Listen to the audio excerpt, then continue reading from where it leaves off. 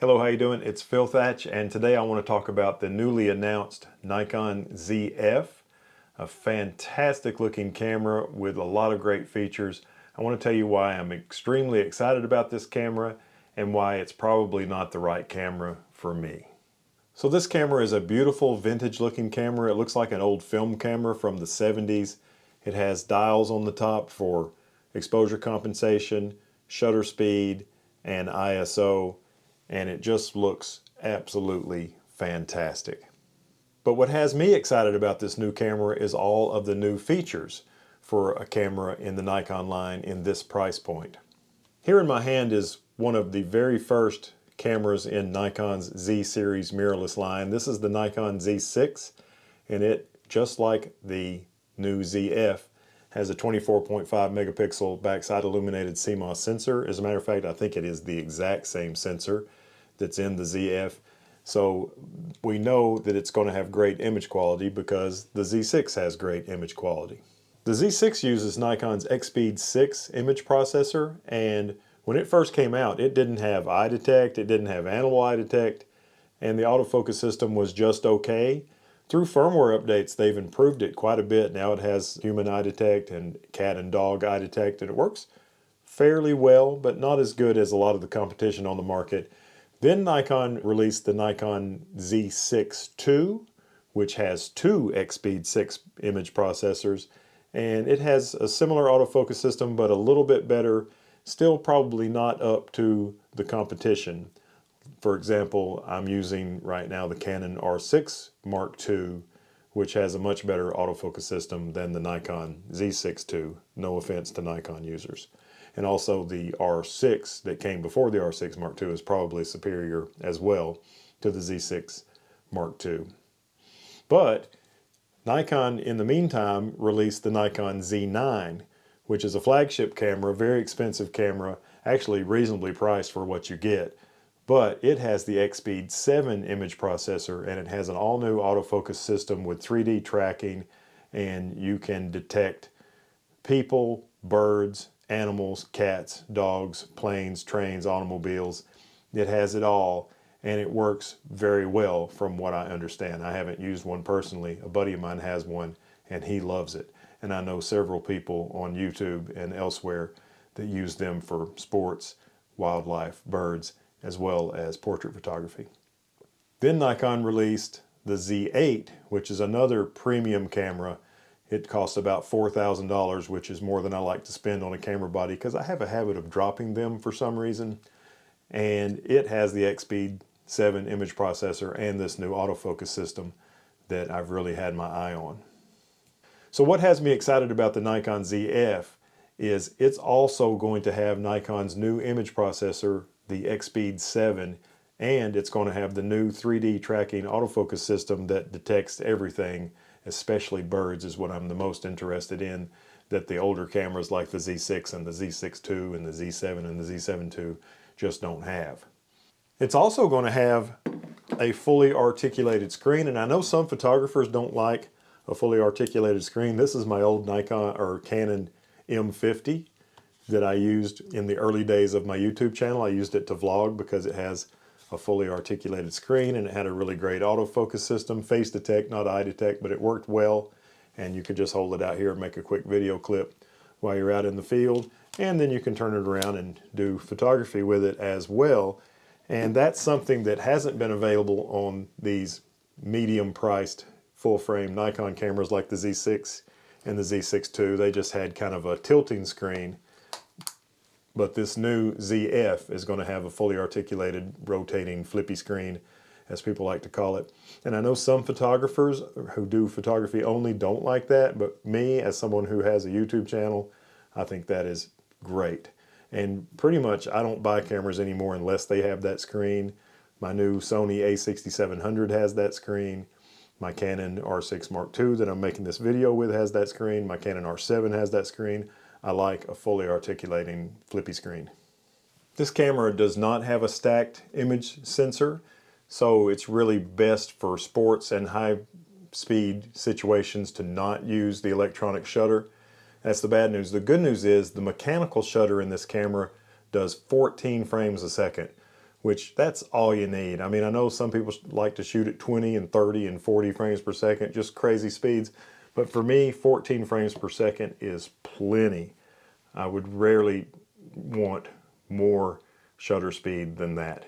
And so that's another thing that has me really excited about this new Nikon ZF. For video shooters, you can do 4K at 24 or 30 frames per second, which is fabulous. And then if you want to do 4K 60, there is a crop, but it will do 4K 60. And 1080p shooters can go as slow as 24 frames per second and all the way to 120 frames per second with no crop. You can record 10-bit H.265 video straight to the memory card in the camera. No need for an external recorder with this. There's been a trend since mirrorless cameras came around of getting old vintage lenses like this Nikon 50mm f1.4 and using an adapter to use them on their mirrorless cameras. Now these old lenses are fully manual. They don't have any electronic connections to the camera. You set the aperture on the lens, but it's a lot of fun to get these old lenses out and make shots. And what's really cool about the ZF is when you get your subject pretty close to in focus, enough to where it's not just a total blur, the system will put a mark on their eye. It does have eye detect. And then you can zoom in and get critical focus on their eye. Works much better than focus peaking. Focus peaking will get you kind of close to in focus, but nothing beats zooming in on your subject's eye and getting critical focus that way. And the fact that you don't have to move the focus point, this is the way I used to do it. I would just move my focus point around until I had it where I wanted the eye to be. Then I'd put the camera to where that was where the eye was and then focus. With this, you can just set up your composition. Your focus point will move to the eye. Then you can zoom in, get critical focus, and make your picture. It's a really great idea, and I hope more camera manufacturers do this soon. Maybe even with a firmware update. Nikon has handled the old memory card question in an interesting way with this camera. It does have two memory card slots, but one of them is an SD and the other one is a micro SD.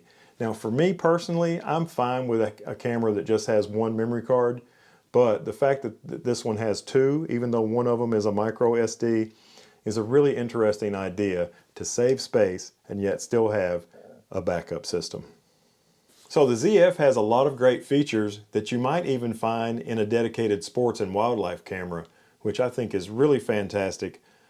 But the thing that's really going to draw people to this camera is the beautiful retro design with the exposure compensation and the shutter speed and the ISO dials on the top. And I think it's a beautiful design, and I was really into this for just a little while. I had a Fujifilm X-T3 and I bought it because I like those dials on the top. And later I sold that, and when the ZF-C, which is the crop sensor version of this new ZF, when it came out, I ordered it the day it was available and got it in and shot with it for a little while. But for me, it just wasn't a fit. There were two or three things about these retro cameras that didn't work for me personally. And these may be things that don't bother you at all, but for me, it was kind of a deal breaker. And it took me a little while to figure out that it was a deal breaker, but I kind of have figured it out now. And the first of those things is, take a look at the grip on this Nikon Z6. See how big that grip is? And the reason that grip is big is because it's comfortable. It's comfortable in your hand and it's easy to work with. Well, the Nikon ZF-C and the Fujifilm X-T3 have basically no grip whatsoever. This new ZF has just the tiniest little bump of a pseudo grip on it, and I can't imagine it being comfortable to work with. Now there's a company called Small Rig that makes a third-party grip that you can screw on the bottom. Matter of fact, this is the Small Rig grip extension, which was really cool with this wooden piece here. This is the Small Rig grip extension that I used with my Fujifilm X-T3, and I also had a Small Rig grip extension for my Nikon ZF-C, and they're making it for the Nikon ZF as well. And if you buy one of these cameras, I highly recommend you get one. But even with the Small Rig grip extension, it's still not as comfortable as a camera that has a nice beefy built-in grip like this Nikon Z6 or like all of my Canon cameras have. Even this old vintage, it's not really vintage, but it's old. Even this old Canon M50 has a grip on it that's probably 4 times as big as the grip on this new Nikon ZF. So comfort in your hand is more important to me than how beautiful the camera is. But I do really like how beautiful this camera is. I would love to make a photograph of it with a camera that is comfortable. So for me, it's a great camera to take a picture of, maybe not a great camera to take a picture with. The next thing that makes this camera kind of not for me are the retro dials on the top, which I do think they're really cool. I think it's really cool to just click and put your ISO wherever you want it, and to click and put your shutter speed wherever you want it. But the key thing that's missing for me is the wherever you want it part. For example, the shutter speed dial has a place for 1/500th, it has a place for 1/1000th, it has a place for 1/2000th, 1/4000th, 1/8000th, and that's nice. But just last week I was at the UTC Finley Stadium shooting soccer, and the shutter speed that I figured out worked best for the amount of light I had and the aperture I wanted to use, and to keep my ISO where I wanted it, the shutter speed that I found out I like to use in that situation was 1/1600th. Well, there's not a click for 1/1600th on this dial.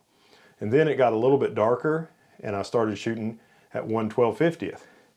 There's not a click for 1/1250th either. So for me, in order to work in that situation, I would have to not use those dials, which you can put the shutter speed in a location on the dial called T. And when you put it on T, then you control your shutter speed with the rear command dial, just like you would in a modern camera, a modern Nikon camera that is. Other cameras have different places to control the shutter speed, but on Nikons it's usually the rear command dial. And when I had my ZFC and when I had my XT3 that had these beautiful dials on the top, I never used them because there's not a position for every shutter speed, so I would always use the rear command dial. So those beautiful dials were on the top for me just for show. So when you combine the fact that the dials I'm not using, I mean, I'm shooting the camera in manual, I'm manually controlling my shutter, my ISO, and my aperture, sometimes automatic ISO, but anyway, you get the picture. But I wasn't using those because they didn't work as well as, for me, a modern camera controlled the shutter speed on the front, the shutter speed on the back, the aperture on the front, like a modern camera. There's a reason why cameras evolved from that beautiful looking style camera to these modern cameras with the big grips and the easier to control dials than the ones that are on the ZF and the ZFC and Fujifilm cameras. So that's why the camera is not for me.